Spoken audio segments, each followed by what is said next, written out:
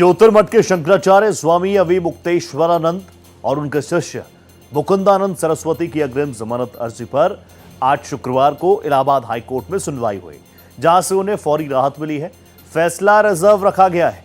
हालांकि कोर्ट ने शर्त रखी है, शंकराचार्य को इस केस की जांच में पुलिस को पूरा सहयोग करना होगा। देखिए स्वामी जी ने इस पर क्या कहा और कोर्ट में आज क्या क्या हुआ।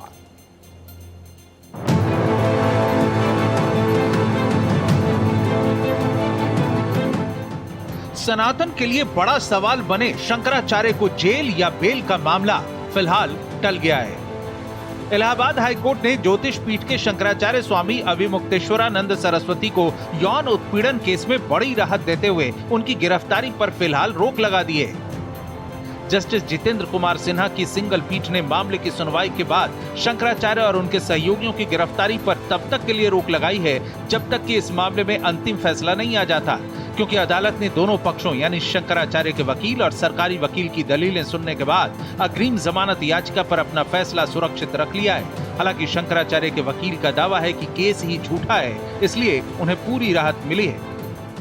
ये भी बताया गया कि ये मुख्य जो झगड़ा है वो जैसे कि 18 तारीख को जो घटना हुई थी, बाघ मेला में जो 18 तारीख को घटना हुई थी राज्य सरकार के द्वारा, उसके अनुपालन में सक्रिय हो गए और पहले इन्होंने 18 तारीख का एक झूठा केस बनाया जिसको कि 21 तारीख को इन्होंने मजिस्ट्रेट के यहाँ किया।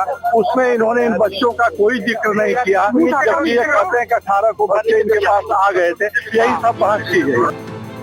अदालत में शंकराचार्य का पक्ष जहां वकील पीएन मिश्रा ने रखा, वहीं राज्य सरकार की तरफ से अपर महाधिवक्ता मनीष गोयल पेश हुए, जबकि शिकायतकर्ता आशुतोष महाराज की वकील रीना सिंह ने भी दलीलें रखी।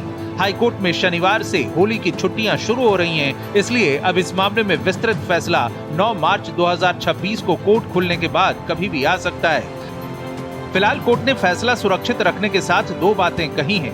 पहली ये कि फैसला आने तक गिरफ्तारी नहीं होगी, दूसरी ये कि शंकराचार्य जांच में सहयोग करें। वहीं शंकराचार्य ने आरोपों को पूरी तरह झूठा और निराधार बताया है। उन्होंने इसे अपने चरित्र को धूमिल करने के लिए रचा गया एक दुष्प्रचार और षड्यंत्र करार दिया है। न्यायालय ने बड़ी शांति के साथ हमारे पक्ष को सुना, फिर जो सरकारी पक्ष था, अभियोजन पक्ष, उनको भी विस्तार से उन्होंने सुना, सबको पूरा समय दिया और अंत में उन्होंने कहा कि ये जो आप लोगों ने हमको अपना आर्गुमेंट बहस सुनाई है, इसको हमने सुन लिया है, हम अपना फैसला रिजर्व कर रहे हैं और जो उसका ऑपरेटिंग पोर्शन है जिसके लिए आप आए हैं शेल नॉट बी अरेस्टेड। तो पहले हर चीज के लिए सहयोग है, आपको पूछताछ में क्या बात। हाँ, एक बात ये भी है कि जो इन्फॉर्मर थे, शिकायतकर्ता जी महाराज की ओर से एक अधिवक्ता ऑनलाइन जुड़ी हुई थी। बाकी सब मामलों में वो स्वयं अपना बहस करते हैं इन पर्सन, लेकिन आज उन्होंने एक महिला अधिवक्ता को हायर किया था, रीना सिंह जी, उनका नाम जैसा कि आप बता रहे हैं। रीना सिंह जी ने ऑनलाइन जुड़ करके उनका भी पक्ष रखा। ऐसा नहीं है कि उनको नहीं सुना गया, उनको भी सुना गया और उसके बाद ये निर्णय हुआ।